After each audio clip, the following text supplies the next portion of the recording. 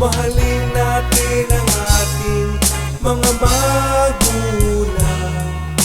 Ingatan at alagaan, bigyan ng halaga. Huwag mong sayangin, baka magsisi ka. Huwag mong sayangin ang bawat segundo.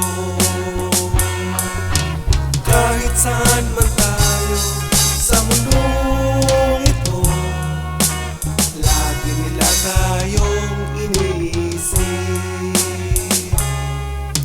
Huwag mong sayangin ang pagkakataon.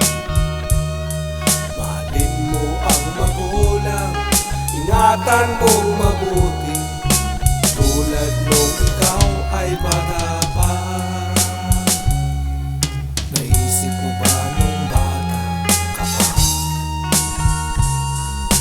Tunay kang minahal at inalagaan, ibalik mo rin ngayon sa kanya. Mahalin natin ang ating mga magulang. Huwag mong sayangin ang bawat segundo, baka magsisi ka sa huli.